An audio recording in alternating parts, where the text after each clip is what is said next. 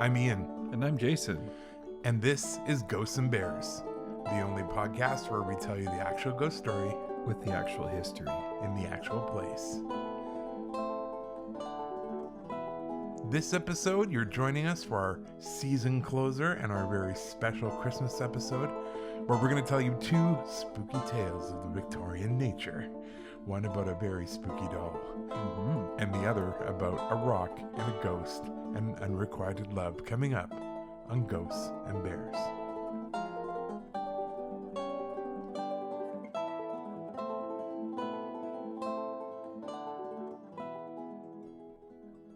I couldn't think of a better way to do this than to just read the introduction that came with the books that we purchased so that we could bring these stories to you. It was written by a woman named Tara Moore, and she just sort of nails it in terms of what was going on and why people were doing this. Basically, she even includes in the introduction how to read these. So there you go.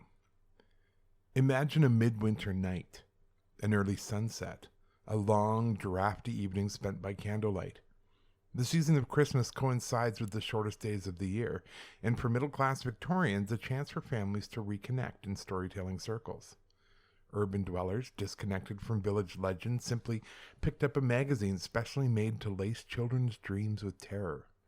The bleak, shadow-filled walk from the story circle to one's dark bedroom presented an uncomfortably eerie space to reflect on the mental images conveyed by these grisly tales. To capture the Victorian ghost story experience is to whisper it by candlelight, to feel the tendrils of December's chill reaching from the darkness outside the hearth's glow. While our culture associates the summer campfire with this type of tale, the Victorians looked at Christmas fires instead. Walter Scott, at the opening of his ghostly tale, The Tapestried Chamber, bemoans how his written words will strip the story of its most satisfying chills. Read it aloud, he urges his readers. Read it at night.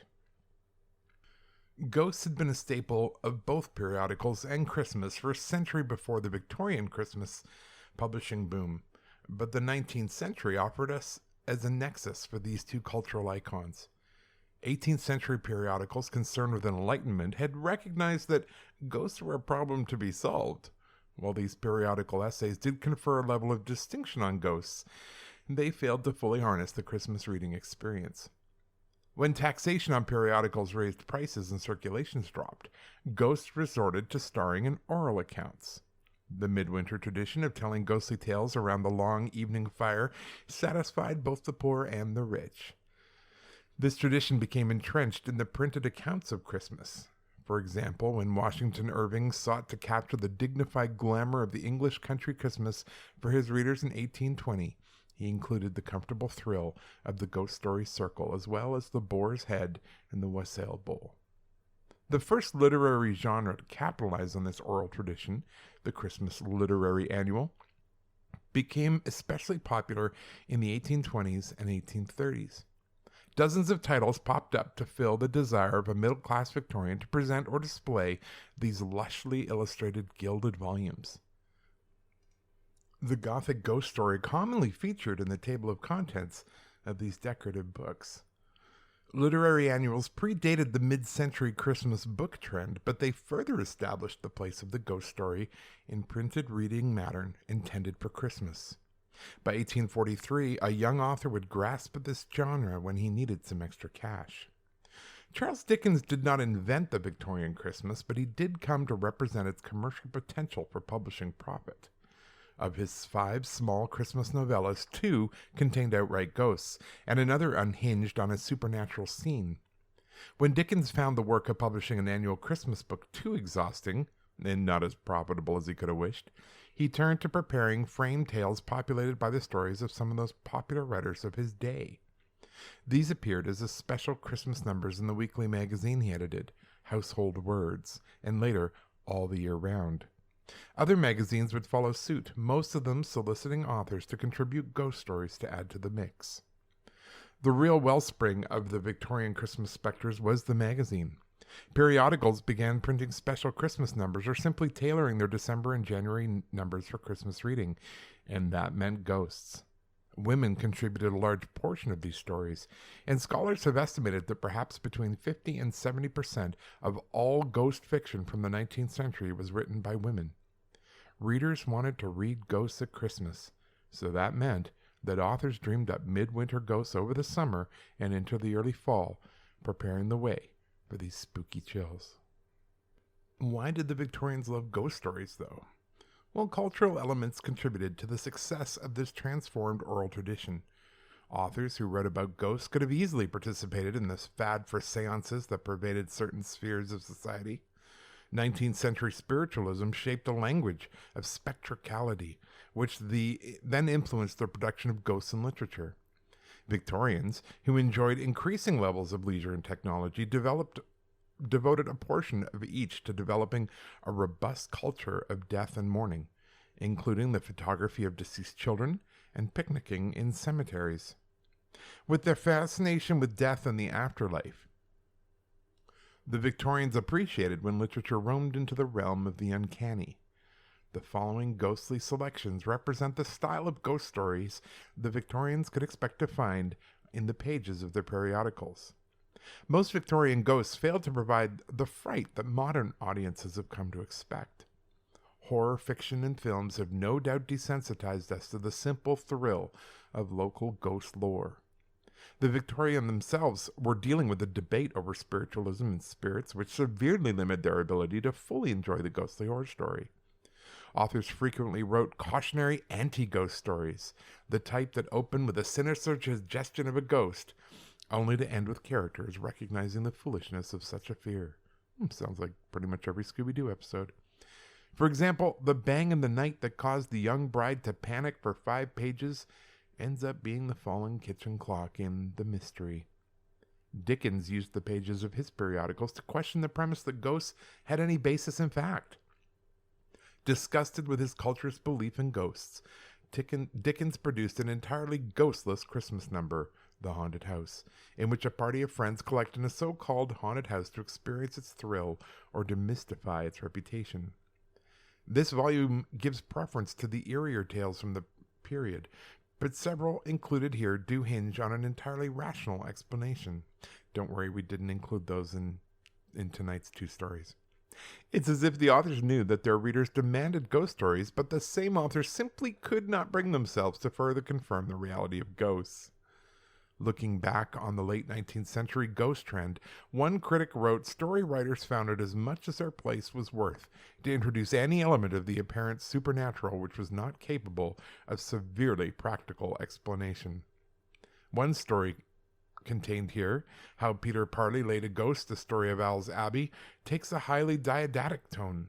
Since Peter Parley's annual was entrusted with teaching Victorian children the realities of their world, readers could be certain from the onset that the tease of a ghost would end with a very human lesson. Several trends in Victorian ghost narratives rest on the premise that ghosts are real, at least in fiction. The Emigrant's Return is one such variety. In this brand of tale, the emigre's form appears to his lover or friend typically at the moment of his death, and these spectral visitants are nearly always male, and their appearance signifies their deep devotion to home and place of origin, no matter where in the empire they have sought their fortune. In one tale, a press gang kidnaps a young man and drags him off to work on a Navy vessel. His ghost appears to his fiancée 3 years later, conveying to her the instantaneous knowledge of his death.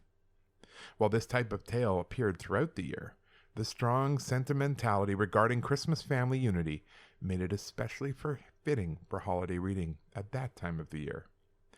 Families of emigres would have wanted to feel that they were still the focal point in the lives of their distant loved ones.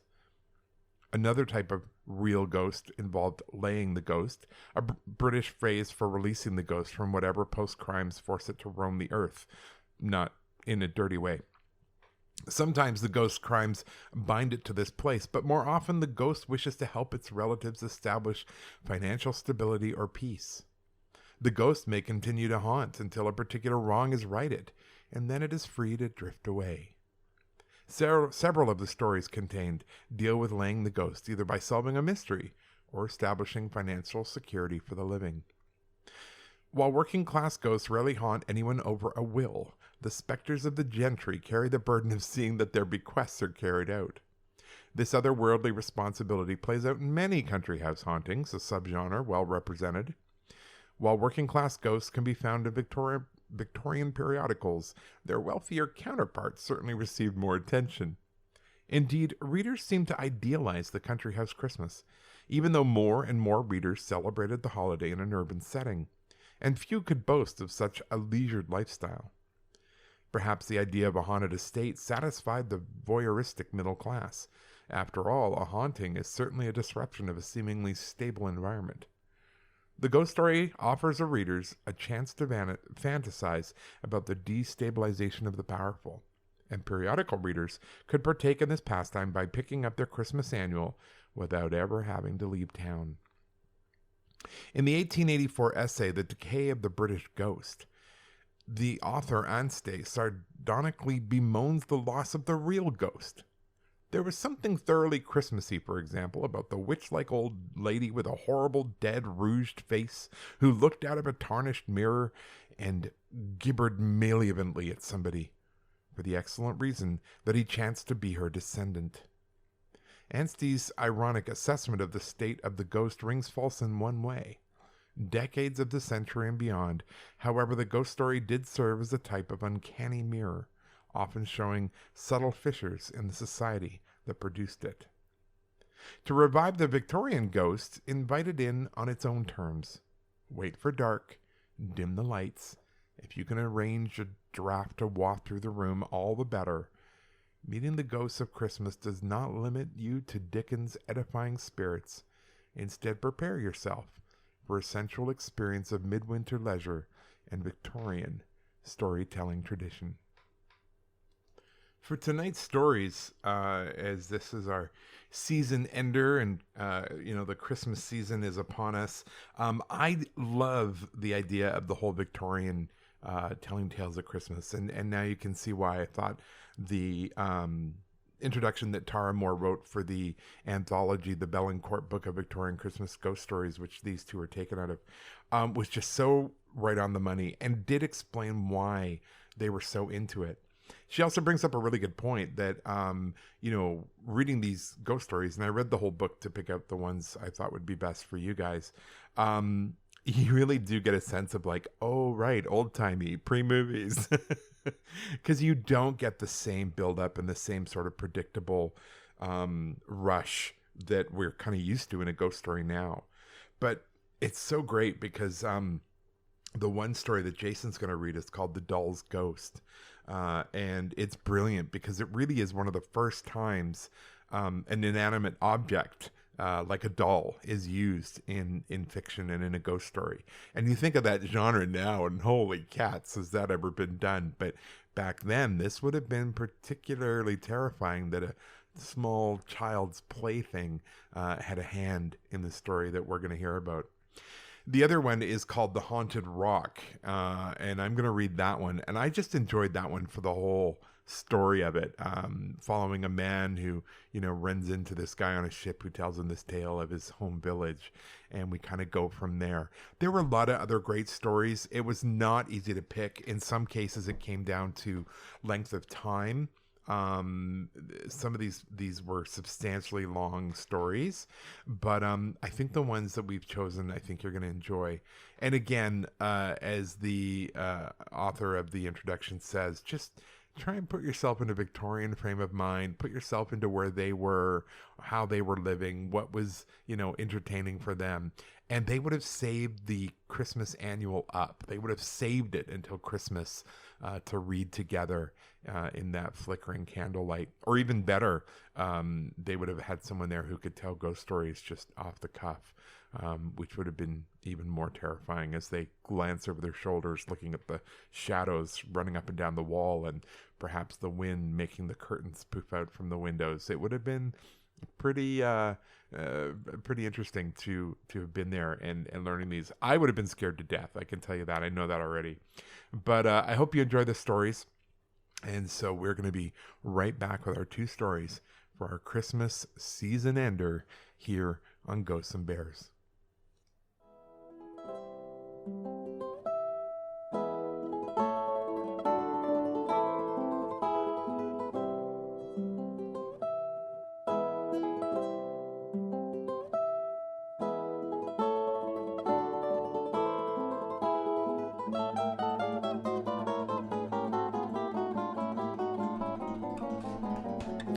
It was a terrible accident, and for one moment the splendid machinery of Cranston House got out of gear and stood still.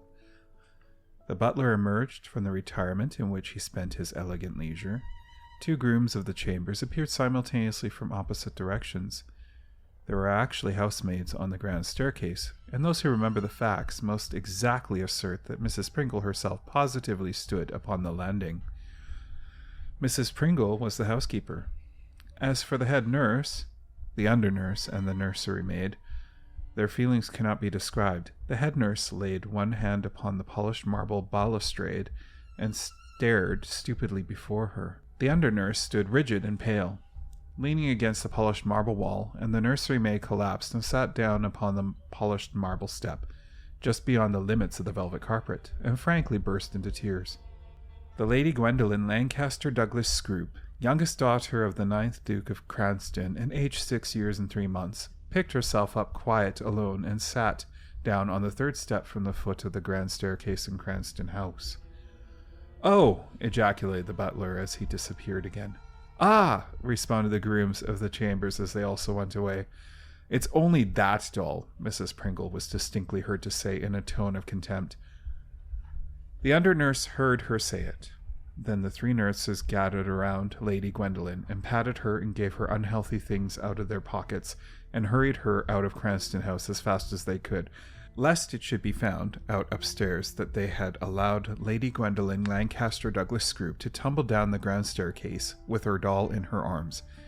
And as the doll was badly broken, the nursery maid carried it with the pieces wrapped up in Lady Gwendolen's little cloak.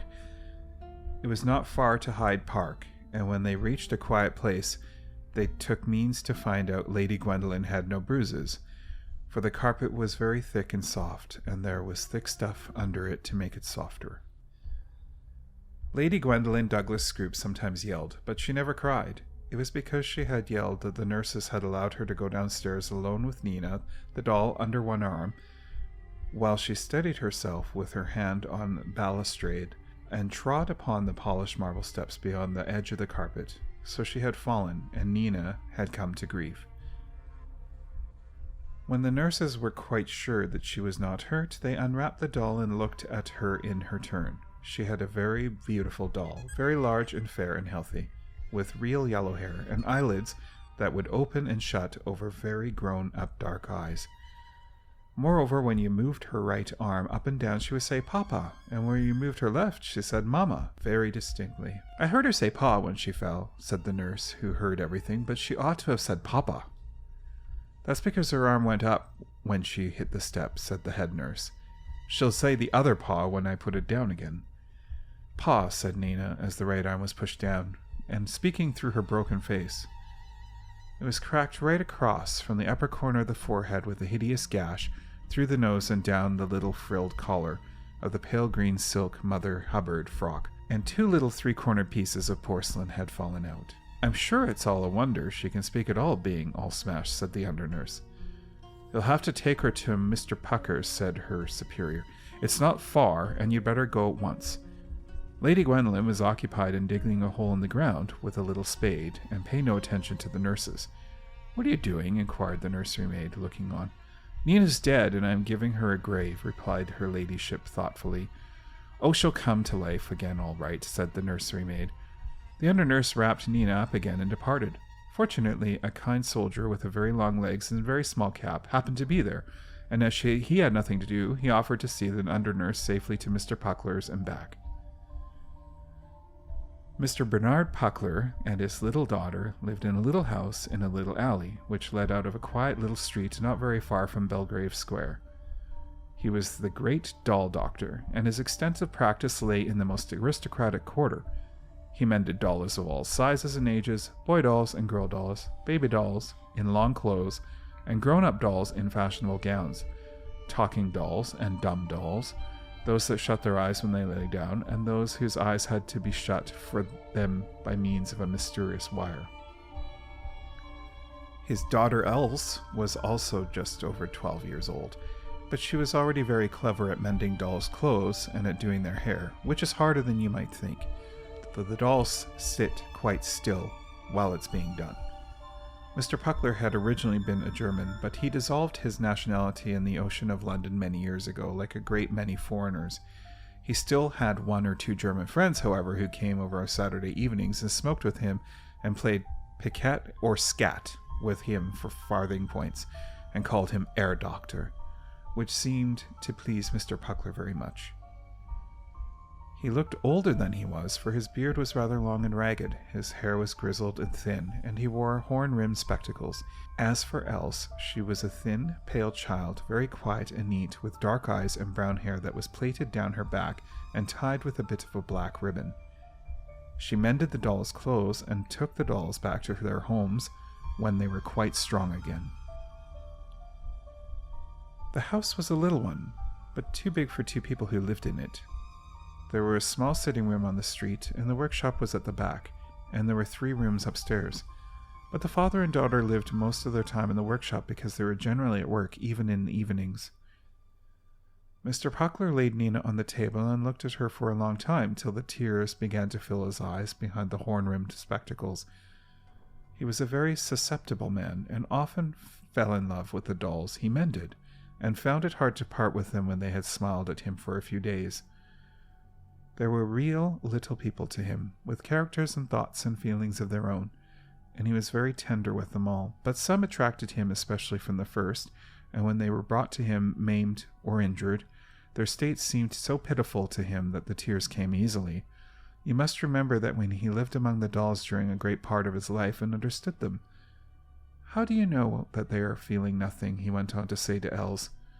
"You must be gentle with them. It costs nothing to be kind to the little beings, and perhaps it makes a difference to them." And Els understood him because she was a child, and she knew that she was more to him than all the dolls. He fell in love with Nina at first sight, perhaps because her beautiful brown glasses were something like Elsa's own, and he loved Else first and best with all his heart, and besides, it was a very sorrowful case.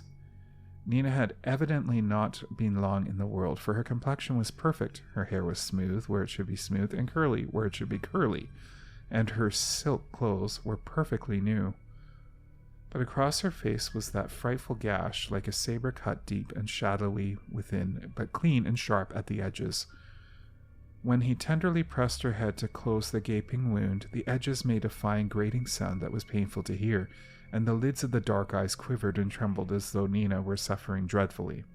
"Poor Nina," he explained sorrowfully, "but I shall not hurt you much, though you will take a long time to get strong." He always asked the names of the broken dolls when they were brought to him, and sometimes the people knew what the children called them and told him. He liked Nina for a name. Altogether, and in every way, she pleased him more than any doll he had seen for many years, and he felt drawn to her, and made up his mind to make her perfectly strong and sound, no matter how much labor it might cost him. Mr. Puckler worked patiently a little at a time, and Else watched him. She could do nothing for poor Nina, whose clothes needed no mending. The longer the doll doctor worked, the more fond he became of the yellow hair and the beautiful brown glass eyes. He sometimes forgot all the other dolls that were waiting to be mended, lying side by side on a shelf, and sat for an hour gazing at Nina's face while he racked his ingenuity for some new invention by which to hide even the smallest trace of the terrible accident. She was wonderfully mended. Even he was obligated to admit that, but the scar was still visible to his keen eyes, a very fine line right across the face downwards from the right to left. Yet all the conditions had been most favorable for a cure, since the cement had set quite hard at the first attempt and the weather had been fine and dry, which makes a great difference in a doll's hospital. At last he knew he could do no more, and the under-nurse had already come twice to see whether the job was finished, as he coarsely expressed it. "Nina's not quite strong yet, Mr. Puckler," he had answered each time, for he could not make up his mind to face the parting. And now he sat before the square deal table at which he worked, and Nina lay before him for the last time, with a big brown paper box beside her. It stood there like a coffin waiting for her, he thought. He must put her into it and lay tissue paper over her dear face, and then put on the lid. And at the thought of tying the string, his sight was dim with tears again. He was never to look into the glassy depths of the beautiful brown eyes any more, nor to hear the little wooden voice say "Papa" and "Mama." It was a very painful moment. In the vain hope of gaining time before the separation, he took up the little sticky bottles of cement and glue and gum and color. look at each one in turn and then at Nina's face. And all his small tools lay there, neatly arranged in a row, but he knew that he could not use them again for Nina. She was quite strong at last, and in a country where there should be no cruel children to hurt her, she might live 100 years with only that imperceptible line across her face to tell the fearful thing that had befallen her on the marble steps of the Cranston house. Suddenly Mr. Puckler's heart was quite full, and he rose abruptly from his seat and turned away. "Else," he said unsteadily, "you must do it for me. I cannot bear to see her go into the box." So he went and stood at the window, with his back turned, while Else did what he had not the heart to do. "Is it done?" he asked, not turning around. "Then take her away, my dear. Put on your hat and take her to the Cranston house quickly, and when you are gone, I will turn around." Else was used to her father's queer ways with the dolls, and though she had never seen him so much moved by a parting, she was not much surprised. "Come back quickly," he said, when he heard her hand on the latch. "It is growing late, and I should not send you out at this hour, but I cannot bear to look forward to it any more." When Else was gone, he left the window and sat in his place before the table again to wait for the child to come back. He touched the place where Nina had lain, and very gently, and recalled the softly tinted pink face, and the glassy eyes, and the ringlets of yellow hair, till he could almost see them. The evenings were long, for it was late in the spring, but it began to grow dark soon, and Mr. Puckler wondered why Else did not come back. She had been gone for an hour and a half, and that was much longer than he had expected, for it was barely half a mile from Belgrave Square to Cranston House. He reflected that the child might have been kept waiting, but as the twilight deepened he grew anxious and walked up and down in the dim workshop, no longer thinking of Nina, but of Else, his own living child, whom he loved. An undefinable, disquieting sensation came over him by fine degrees, a chilliness and a faint stirring of his thin hair, joined with a wish to be in any company rather than to be alone much longer. It was the beginning of fear. He told himself in strong German English that he was a foolish old man, and he began to feel about for the matches in the dusk. He knew just where they should be, for he always kept them in the same place, close to the little tin box that held bits of sealing wax of various colors for some kinds of mending, but somehow he could not find the matches in the gloom. Something had happened to Else, he was sure, and his fear increased. He felt as though it might be allayed if he could get a light and see what it was. Then he called himself a foolish old man again, and the sound of his own voice startled him in the dark. He could not find the matches. The window was grey still. He might see what time it was if he went to close it, and he could go and get the matches out of the cupboard afterwards. He stood back from the table to get out of the way of the chair and began to cross the boardroom. Something was following him in the dark. There was a small pattering as of tiny feet upon the boards. He stopped and listened, and the roots of his hair tingled. It was nothing, and he was a foolish old man. He made 2 steps more, and he was sure that he heard the little pattering again. He turned his back to the window, leaning against the sash so that the panes began to crack, and he faced the dark. Everything was quite still, and it smelt of paste and cement and wood filings as usual. "Is that you, Else?" he asked, and he was surprised by the fear in his voice. There was no answer in the room, and he held up his watch and tried to make out what time it was by the grey dusk that was just not darkness. So far as he could see, it was within 2 or 3 minutes of 10 o'clock. He had been a long time alone. He was shocked and frightened for Else, out in London so late, and he almost ran across the room to the door. As he fumbled for the latch, he distinctly heard the running of little feet after him. "Mice!" he exclaimed feebly, just as he got to the door open. He shut it quickly behind him and felt as though some cold thing had settled on his back and were writhing upon him. The passage was quite dark, but he found his hat and was out in the alley in a moment. Breathing more freely and surprised to find out how much light there was in the open air, he could see the pavement clearly under his feet, and far off in the street to which the alley led he could hear the laughter and calls of children playing some game out of the doors. He wondered how he could have been so nervous, and for an instant he thought of going back into the house to wait quietly for Else, but instantly he felt the nervous fright of something stealing him over again. In any other case, it was better to walk up to the Cranston house and ask the servants about the child, One of the women had perhaps taken a fancy to her, and it was even now giving her tea and cake.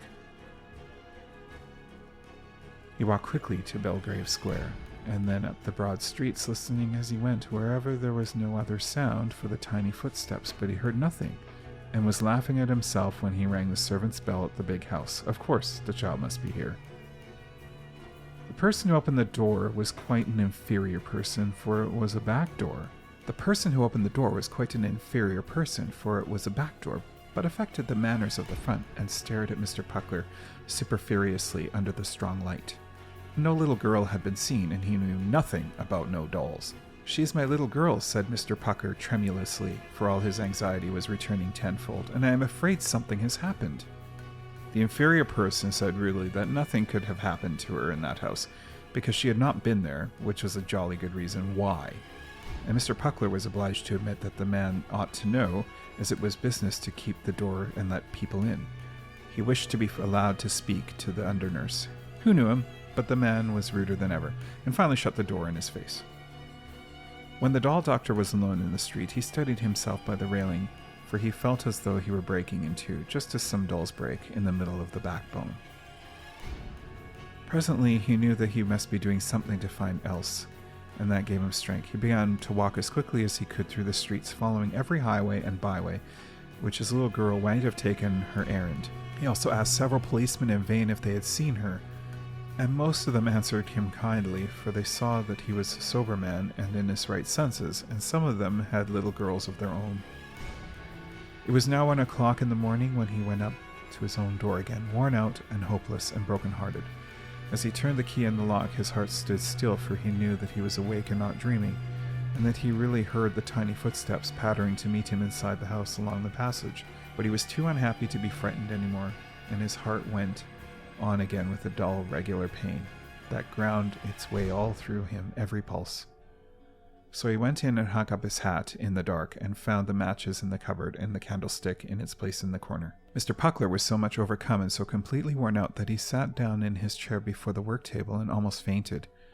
As his face dropped forward upon his folded hands, beside him the solitary candle burned steadily with a low flame in the still warm air.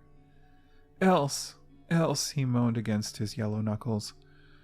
That was all he could say, and it was no relief to him. On the contrary, the very sound of the name was a new and sharp pain that pierced his ears and his head and his very soul. For every time he repeated the name, it meant the little Else was dead, somewhere in the streets of London in the dark. He was so terribly hurt that when he did not feel something pulling gently at the skirt of his old coat, so gently that it was like the nibbling of a tiny mouse, he might have thought it was really a mouse if he had noticed it. "Else! Else!" he groaned right against his hands. Then a cool breath stirred his thin air, and the low flame of the one candle dropped down almost to a mere spark, not flickering as though a draught were going to blow it out, but just dropping below as if it was tired out. Mr. Puckler felt his hands stiffening with fright under his face, and there was a faint rustling sound like some small silk thing blown in a gentle breeze. He sat up straight, stark and scared, and a small wooden voice spoke in the stillness. "Papa," it said, with a break between the syllables. Mr. Puckler stood up in a single jump, and over his chair fell backwards with a smash noise upon the wooden floor. The candle had almost gone out. It was Nina's doll voice that had spoken, and he should have known it among the voices of hundreds of other dolls, and yet there was something more in it. A little human ring with a pitiful cry and a call for help, and the wail of a hurt child. Mr. Puckler stood up, stark and stiff, and tried to look around, but at first he could not, for he seemed to be frozen from head to foot. Then he made a great effort, and he raised one hand to each of his temples and pressed down his head round as if he would have turned a doll's. The candle was burning so low that it might as well have been out altogether for any light it gave, and the room seemed quite dark at first. Then he saw something. He would not have believed that could be more frightened than he had been just before that, but he was, and his knees shook, for he saw the doll standing in the middle of the floor, shining with a faint and ghostly radiance, her beautiful glassy brown eyes fixed on his, and across her face the very thin line of the break that had mended shone, as if though It was drawn in light with a fine point of white flame. Yet there was something more in the eyes too. There was something human, like Elsa's own. But as if only the doll saw him through them, and not Else. And there was enough of Else to bring back all his pain, to make him forget his fear. "Else! My little Else!" he cried aloud. The small ghost moved, and its doll arm slowly rose and fell with a stiff mechanical motion. "Papa," it said. It seemed this time that there was even more of Elsa's tone echoing somewhere between the wooden notes that reached his ears so distinctly and yet so far away. Else was calling him, he was sure. His face was perfectly white in the gloom, but his knees did not shake anymore, and he felt that he was less frightened. "Yes, child, but where? Where?" he asked. "Where are you, Else?" "Papa." The syllables died away in the quiet room. There was a low rustling of silk, the glassy brown eyes turned slowly away, and Mr. Puckler heard the pitter-patter of the small feet in the bronze kid slippers as the figure ran straight to the door. Then the candle burned high again, the room was full of light, and he was alone. Mr. Puckler passed his hand over his eyes and looked about him. He could see everything quite clearly, and he felt that he must not have been dreaming, though he was standing instead of sitting down, as he should have been, as if he'd just waked up. The candle burned brightly now. There were the dolls to be mended, lying in a row with their toes up. The third one had lost a right shoe, and Else was making one. He knew that, and he's certainly not dreaming now. He had not been dreaming when he had come in from his fruitless search and had heard the doll's footsteps running to the door. He had not fallen asleep in his chair. How could he possibly have fallen asleep when his heart was breaking? He had been awake all that time. He steadied himself, set the fallen chair upon its legs, and said to himself again very empathetically that he was a foolish old man.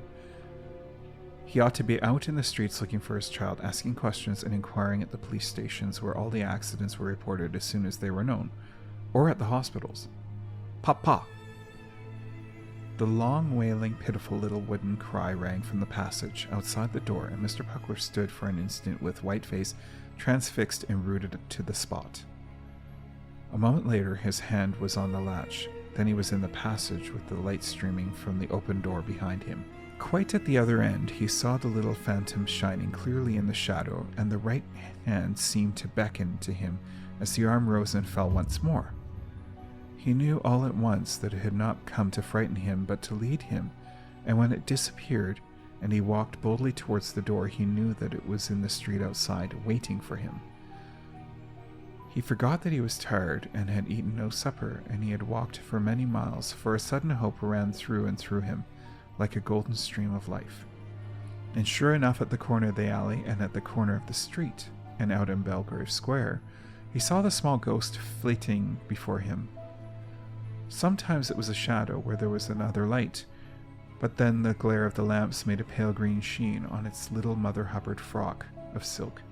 And sometimes, where the streets were dark and silent, the whole figure shone out brightly, with its yellow curls and rosy neck. It seemed to trot along like a tiny child, and Mr. Puckler could almost hear the pattering of the bronze kid's slippers on the pavement as it ran. But it went very fast, and he could only just keep up with it, tearing along with his hat on the back of his head, and his thin hair blown by the night breeze, and his horn-rimmed spectacles firmly set upon his broad face.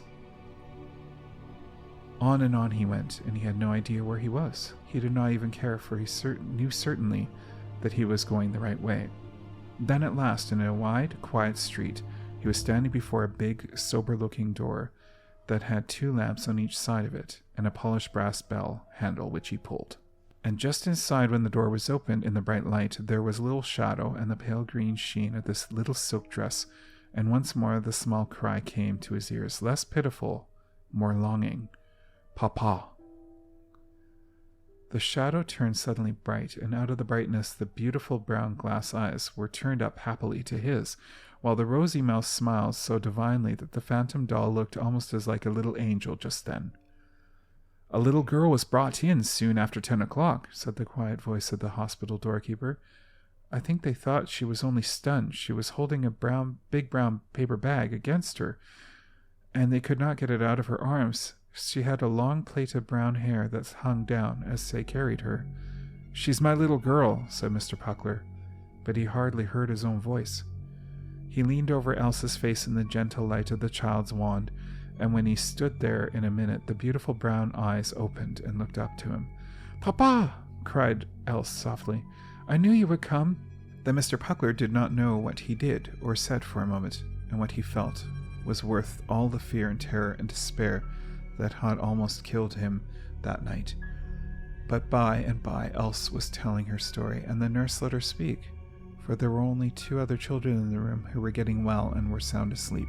They were big boys with bad faces, said Else, and they tried to get Nina away from me, but I held on and fought as well as I could till one of them hit me with something, and I don't remember anymore, for I tumbled down, and I suppose the boys ran away and somebody found me there, but I'm afraid Nina's all smashed. Here's the box, said the nurse. We could not take it out of her arms till she came to herself. Should you like to see if the doll is broken? And she undid the string cleverly, but Nina was all smashed to pieces. Only the gentle light of the children's ward made a pale green sheen in the folds of the little Mother Hubbard frock. Such a cool story. Yeah, it's a wonderful story. It's really different. It is. It's not like... At first when I was reading it, I thought, oh no, Elsa's soul has gone into the doll and he's going to end up all weird and living with a haunted doll. But no, not at all. It's a very gentle doll. Well, it's almost like the love he put into the doll came back to help him find his daughter. It's a wonderful story. It is a wonderful story. It's really sweet. I really hope our listeners, you out there, are having a Merry Christmas and really enjoying the storytelling. Yeah. It's a little different for us. It is. It was a challenging read. And that's the thing. And my story is even more challenging because it's got a lot of regional stuff, but it's a very different way of writing and a different way of speaking. And I found myself stumbling over because when you're reading it, you kind of want to autofill. Yes. Almost. And you can't because it is very different. That's correct. Yeah. But you did a good job. I hope so. All right. Thank you so much. We're going to come back super quickly with my story called something with a rock. I don't remember. And and we'll be back with that story coming up.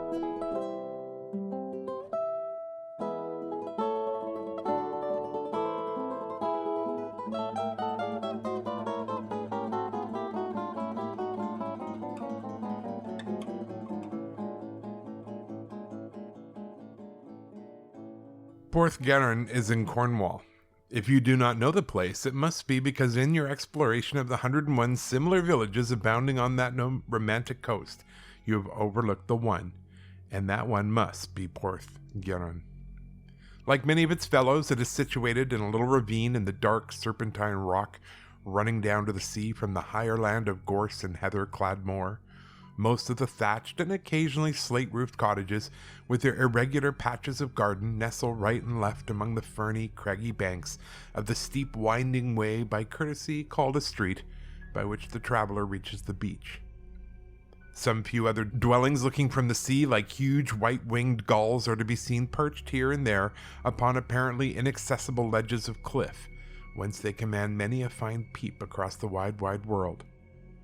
The square-towered tiny church on the verge of a few green pastures and cornfields stands at the head of the village, and the watermill, worked by a miniature mountain torrent, stands at the bottom. Only a little below this begins a conglomeration of capstans, beach houses, boats and boat sheds, anchors, spars, chains, and the rest of the rumble-tumble of the fishing trade, which holds high change on the shore. Here the coast, broadening out with a curve on either hand, forms a secluded cove between 2 arms of frowning precipitous cliff, which, seen stretching forth to embrace this lapful of deep green blue sea, the rugged and lofty formation of the land almost hides the existence of the little industrial hive until you come close upon it. And so far as its importance in the world is concerned, you may be excused for overlooking it altogether, as you probably have done. But if so, you've missed a very beautiful and romantic picture and will scarcely have realized to its full extent the superstitious side of the Cornish mind. There is attached to this place a legend, in which many of the inhabitants believe with an almost religious intensity. It was told to me some years ago by a brave and intelligent old salt, one Jacob Seller by name and native of the village, whose implicit credence of the story supplied a strong example of the characteristics of his race. I was returning from America in one of the Cunard boats. Seller was a seaman on board, and spun for me many a yarn, ghostly and otherwise. I had lately witnessed some unaccountable spiritual manifestations in the States, and my natural skepticism on the question had, I confess, been considerably shaken. My mind was so full of the subject that I listened with more interest than I might have otherwise done to this particular story, which greatly impressed me, not only from the man's manner of telling it, but from its weird nature, and I never forgot it. Thus, when fate took me to the western crags of England in the autumn of 1877, and I came plump upon the nestling village of Porthgarin, as most people do before being aware of it, I recognized on the instant the feature in the landscape which marked it as the background to the legend I'd heard from the lips of old Jacob. This was a tall, isolated mass of almost inaccessible rock, standing about 200 yards away from the western headland of the cove. I call it isolated because it nearly always is so, for except about an hour at the lowest of spring tides in very calm weather, it is entirely cut off from the mainland. But on these occasions a narrow ridge of soft, sandy shingle is left bare, looking as if it would form an easy path to the rude promontory. Yet a little closer inspection soon shows this idea to be fallacious, inasmuch as, except by a boat, you cannot even reach the main shore end of the little causeway jutting out as it does from the base of the sheer-down cliff. Hence, the Leopard's Head, as the crag is named, is never scaled, being inaccessible except at the one spot where its rocky spurs lose themselves in the sand of the narrow connecting ridge. Thus it is left to the undisputed possession of the myriad seabirds that make it their home. The fishing boats on their way to and from their anchorage in the cove always keep outside the Leopard's Head, and are never tempted to make a shortcut westward by passing between it and the mainland. However high the tide or calm the sea, they avoid this narrow channel with its treacherous, never-absent groundswell. For apart from its natural dangers, the superstition runs to the effect that a malignant demon stretches a huge iron net across the opening, invisible to him until his craft is entangled within its fatal meshes. The mariner who, from ignorance or hardihood, should attempt this passage will, it is declared, struggle in vain to extricate himself, and must inevitably founder. So ran the legend, as told to me by the old salt aforesaid. Did he believe it? I asked him. Yes, indeed he did, he said. He had good reason. He had seen the net once himself when a lad, and it was a terrible and strange business.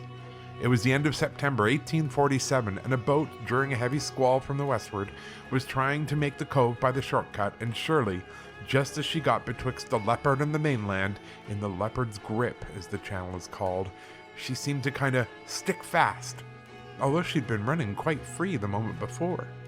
There was plenty of water, and she couldn't hardly have struck on the bar or little beachway. But howsomever, whether she did or not, she couldn't get through.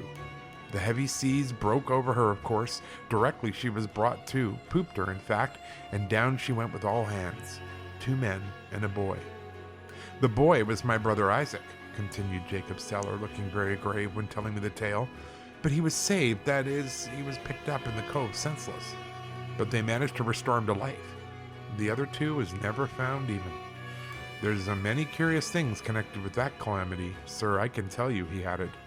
One of which is that it being pretty nigh dark at the time, nobody could exactly make out what did happen, except that we all saw, as we stood on the beach, the net suddenly stretched across the channel, and could see that it was that, as the craft got tangled in, as it brought her up and turned her broadside onto the seas.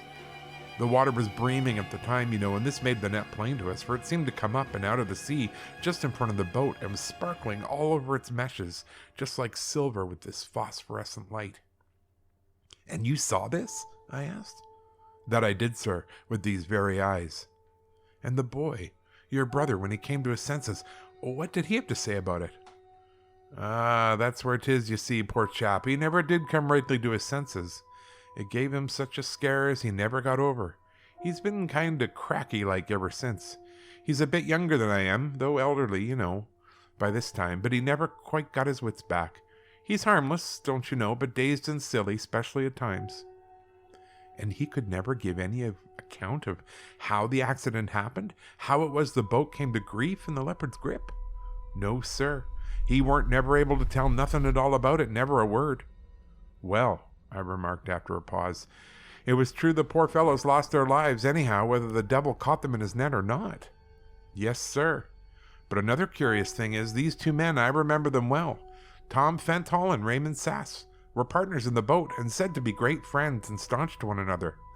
But they were both in love with the same girl, Alice Dornell, and it was said there had been words about her between them more than once, and especially just before they got lost.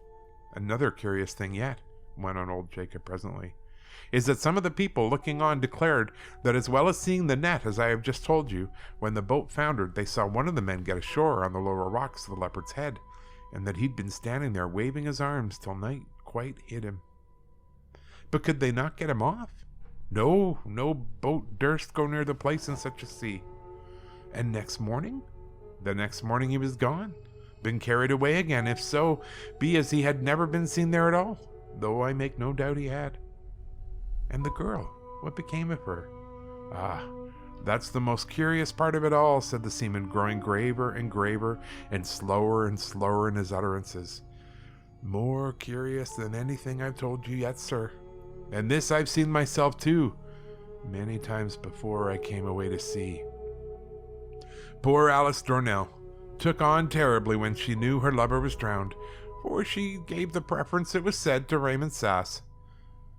However, a couple of years afterwards, she died, in a kind of decline like, and she's the phantom of Porthgarin Cove. What?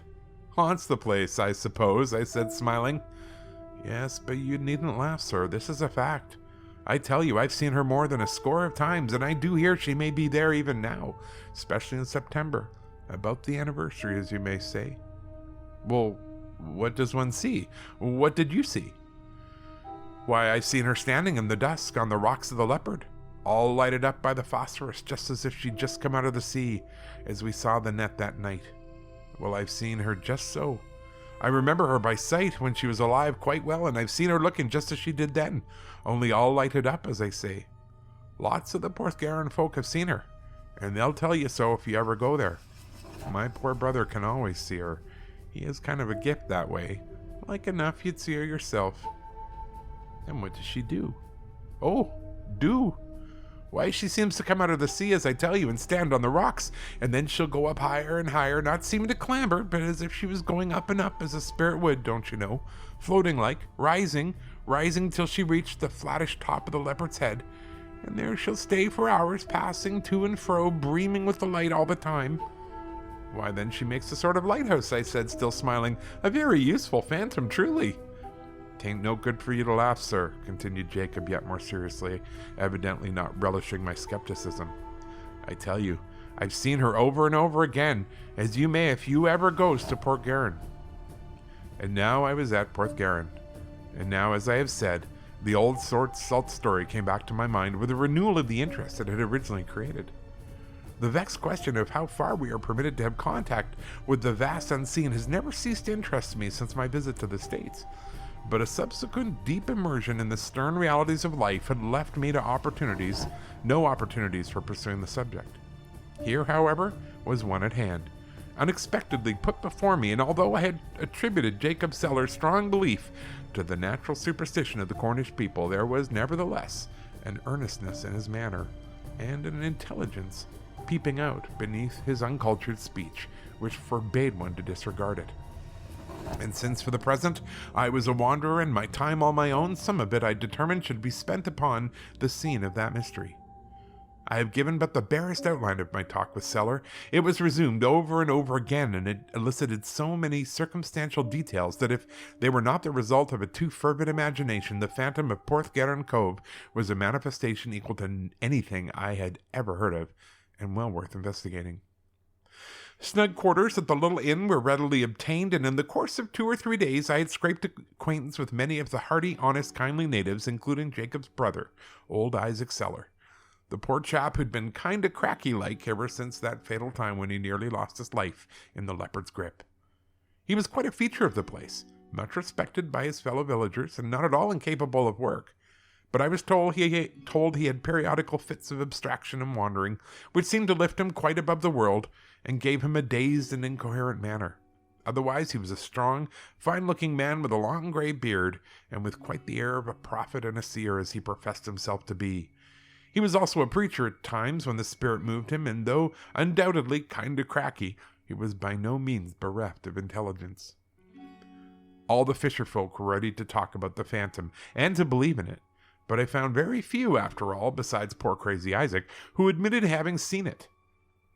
In his garrulous, half-witted way, however, he was very strong on the point, throwing into it a sort of religious fervor, and they said it was the only one on which he was thoroughly sane.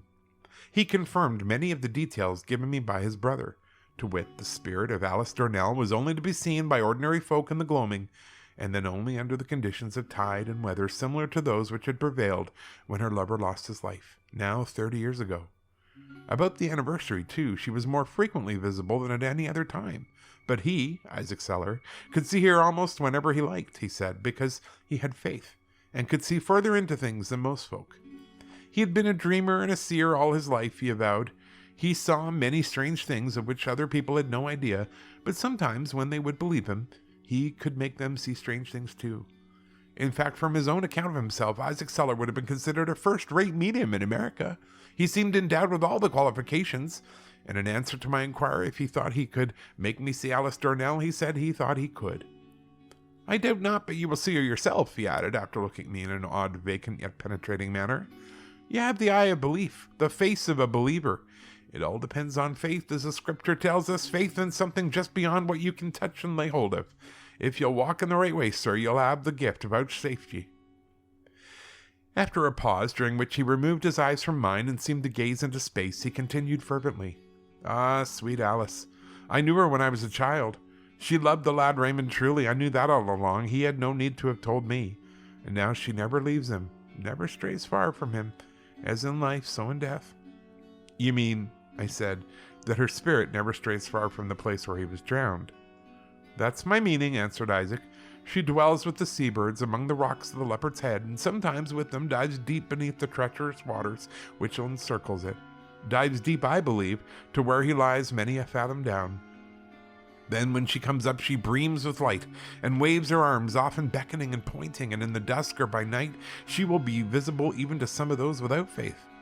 Even the fool who has said in his heart there is no God may see her then, but I can see her in all lights, at all times.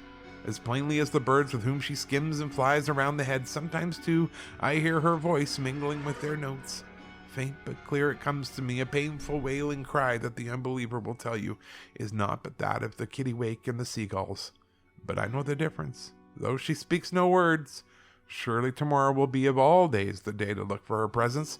30 years will then have come and gone, to the very hour at nightfall when Raymond died. Early and late she will be there, and as the dawn creeps into the air, you shall see her if you'll come and bide by me. You will think me as crazy as poor Isaac himself when I say that I listened with deep interest to these half-mystic, half-prophetic, but mostly earnestly deliberate utterances. But we all have a crazy side to our characters, politely called a weakness, and I'm bound to repeat that what I had seen in the States had vastly developed this, my weakness, and had left the truth of spiritualism quite a moot point in my mind.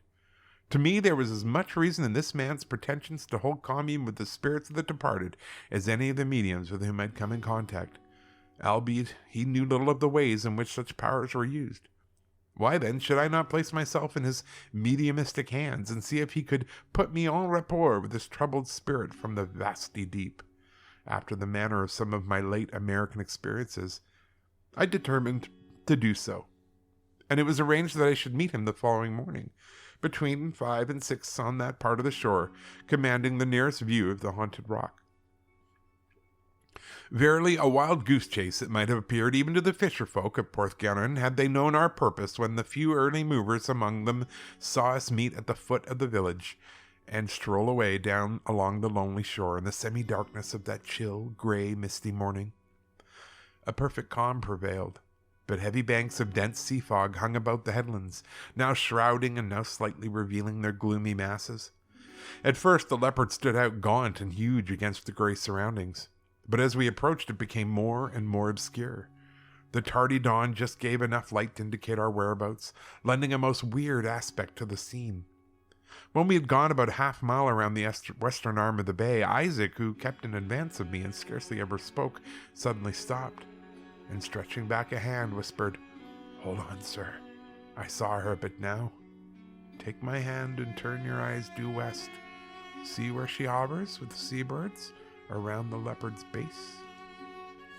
I gazed eagerly in the direction indicated and faintly beheld a form, which for one moment did look like that of a woman clothed in silver light, rising out of the sea, but in another like nothing but that of a fantastic wreath of mist. It was gone as rapidly as it had appeared, as rapidly as though it had been but the flashing whiteness from the outstretched pinions of the birds that by myriads soared and swooped through the heavy folds of the fog, gone as though it had been but a passing fancy, an ocular illusion, momentary, vague, and unsubstantial as the misty air itself. "Ye saw her, sir, I doubt not," then went on my guide. "Silence, patience, and faith. You shall see her again." We had reached the utmost limits of the shiningly shore, where the frowning cliffs at the western horn of the cove stretched precipitously into the sea and stopped further progress. 50 yards beyond this barrier began the sandy causeway connecting the mainland with the Leopard. But had the tide been out, even we could not have seen it from our position, and the Leopard, when the fog lifted a little before us, was completely isolated.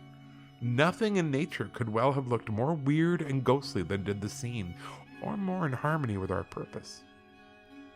The day was breaking languidly and still shedding but the faintest, palest light, whilst the restless fog banks swirling to and fro might have been likened to giant specters as they swept across the oily ocean or clung to the towering cliffs in strange, fantastic forms. An intense chill was in the air, which was greatly increased when every now and then the grey mist enveloped us in its ghostly folds, shutting out everything beyond an arm's length and seeming to cut us off from the world of fact and light. During one of the densest of these visitations, I felt the rough, broad palm of Isaac close tightly on mine, and through a gap which suddenly appeared in the obscurity surrounding us, I once more saw the female form in strong relief against the dark crags of the Leopard. Now there was no mistake about it.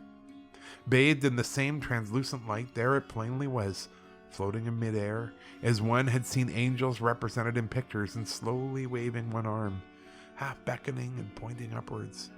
Say it was some 300 yards distant across the water, say that it was still vague and vapor-like, semi-transparent in parts as the fog itself, say that I was out of my mind or in a dream or unduly acted on by these transatlantic experiences and the imaginings arising therefrom, which old Isaac had rekindled. Say all of this if you please, but I say distinctly that with these eyes I saw a woman's form, palpable, unmistakable, floating upwards across the face of the cliff, pointing and beckoning.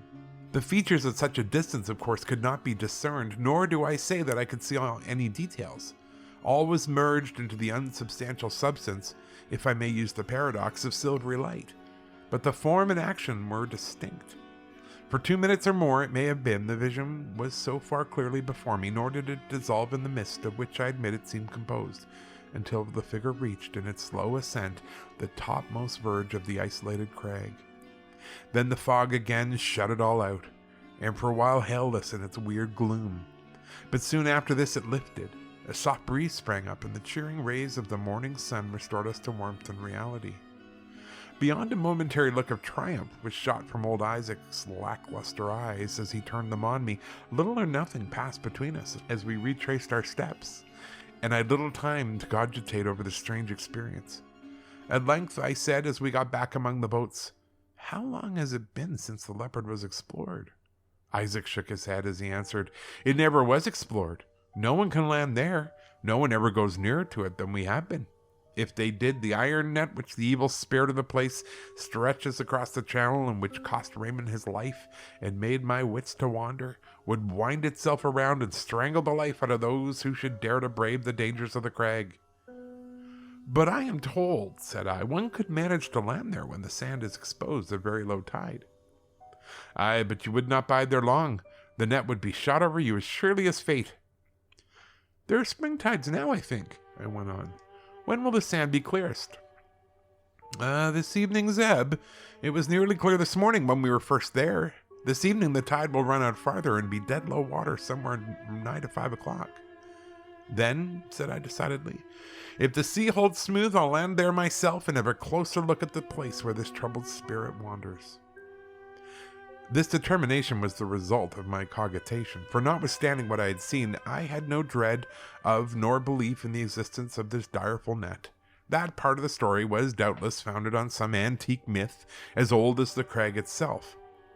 If I understood spiritual manifestations aright, they always pointed to a purpose, and it is nothing but man's own willful blindness and skepticism which hides from him their end and aim, and leads him in his arrogance to ask, what is their use? What good ever comes from these departed souls revisiting the glimpses of the moon, and by sights, signs, or sounds holding converse with us of the visible world? Isaac's face was something to see as I announced my resolve, and in spite of all persuasion and argument, he entirely refused to accompany me on the expedition. He declared his conviction that I should never return alive, and that I should find no one in Porthgennan who would go with me, adding, I doubt whether they'll even lend ye a boat if they know what you're about. I was so fully determined, however, that by an hour before low water that evening I had hired the lightest rowboat in the place, and keeping my object to myself was afloat in the bay under pretext of simple amusement. Old Isaac reluctantly promised to say nothing of my intention, and though doing all he could to dissuade me, helped me push the boat off from the beach. As I pulled out, I saw his tall, gaunt figure passing along the shore towards the point that we'd occupied in the morning. It was a lovely, soft, windless autumn evening as the sun sank towards the west, and keeping my eye upon the tide, I had lazily pulled to within 20 boats' length of the sandy ridge when the thin line of rippling breakers marking its position faded away and left it bare. Then I gave way lustily, and in a few minutes the boat's nose ran softly up onto the sand just below the spur of the fatal crag. Springing ashore, I made her fast by the grapnel I had ready in her bows. An athlete and a fairish cragsman, I soon managed to scale the lower declivities, and before long I had clambered well nigh to the top of the Leopard's Head. I will not stop to describe the wild beauty of the scene stretching around me, nor do more than hint at the strange undercurrent of feeling which had prompted me to make this exploration. But a conviction had taken root in my mind that I might by it gain some clue to the purpose of the manifestation I had witnessed. A conviction, I have said, that there had been an object in it, and that I might trace this object out. Thus I began examining and surveying every rift and fissure, cleft and ledge of this wild, storm-beaten islet, this hitherto undisputed home of the seabirds, which, astounded by my audacity, at first seemed so reluctant to move that I might almost have captured many with my hands.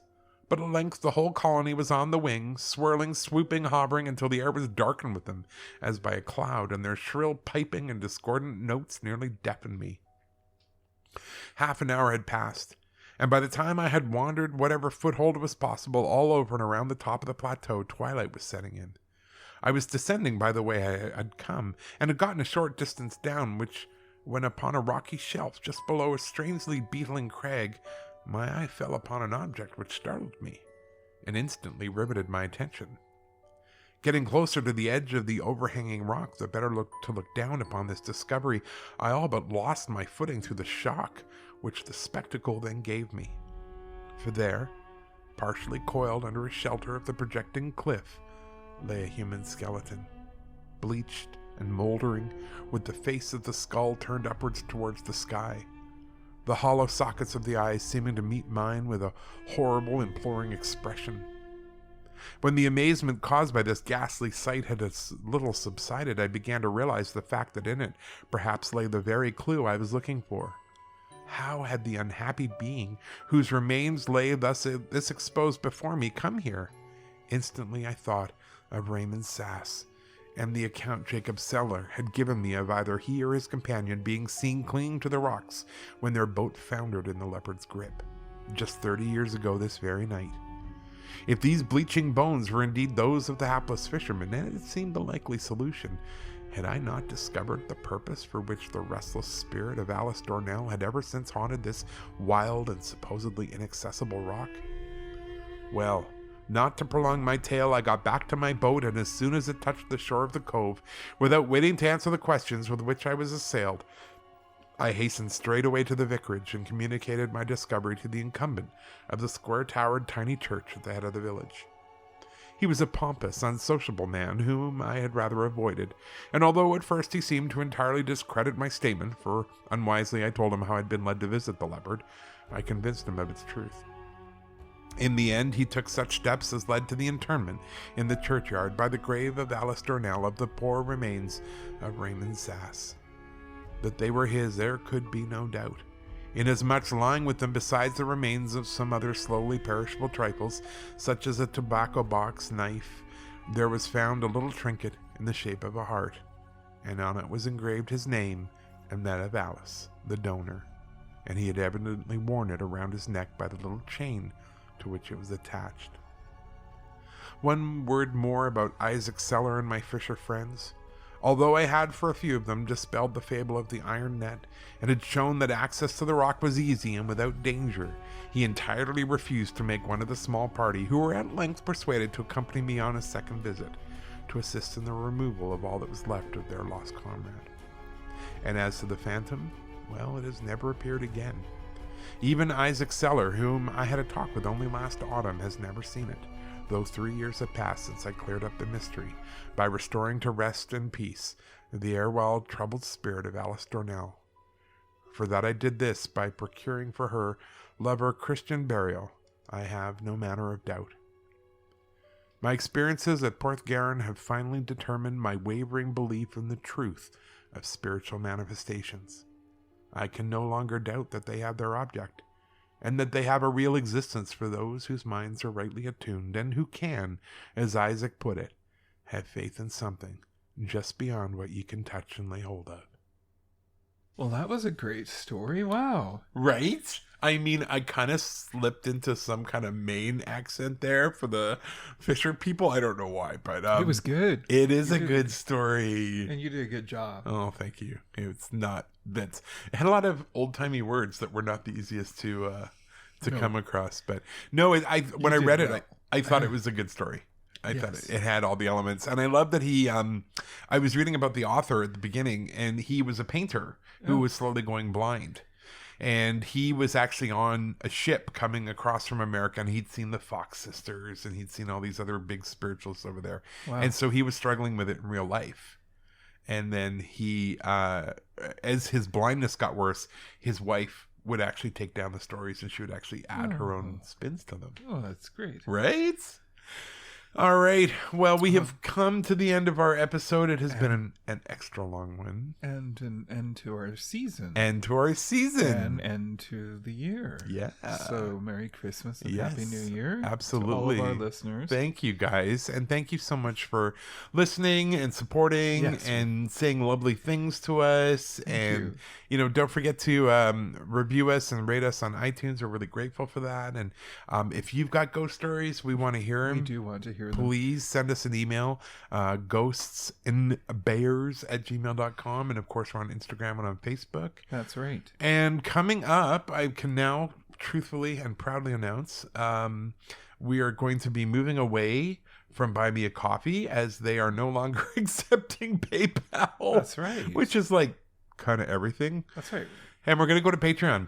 But with Patreon, you're going to get a whole bunch of extras, like extra episodes. Jason and I are going to be doing ghost story readings every other week. Yeah, and merch stories, and listener stories. Yeah, that's part of the reason we want your stories. We'd love to have your stories part of those ghost stories I have heard episodes. There's going to be merch that comes with Patreon. We got stickers. Merch. Stickers. Such a good thing to say. Coffee mugs and t-shirts coming your way. We were just down south. That was wonderful. Yeah, that was fun. We were in Portland and Seattle, so we went and looked at a couple of ghostly places around the coast. Yeah, so we're hoping to have some episodes about that coming soon. And we were at Kurt Cobain's house. His childhood home. How interesting. It's up for sale. Yeah. It was a lot of fun, and I'm really glad we went, and we definitely got some ideas for the future, and it was so nice to be able to get out of Canada. Yes. Yeah, we were only out for 48 hours, but we did cover a lot. Yeah, we did. We had a good time. So keep in mind, we're going to have Patreon coming, so look for that coming up. Other than that, I hope you have a wonderful Christmas with your family. Yes, stay safe. Stay safe. Happy Hanukkah. Be healthy. All that jazz. Happy Hanukkah. Merry holidays. All those things. Yes. And remember, when you were sitting around wishing you had something else to do at Christmas, just remember we're the only podcast that gives you the actual ghost story. And with the actual history. In the actual place. And hopefully one day that place will be with you. Take care, you guys. Take care. Stay safe. Bye.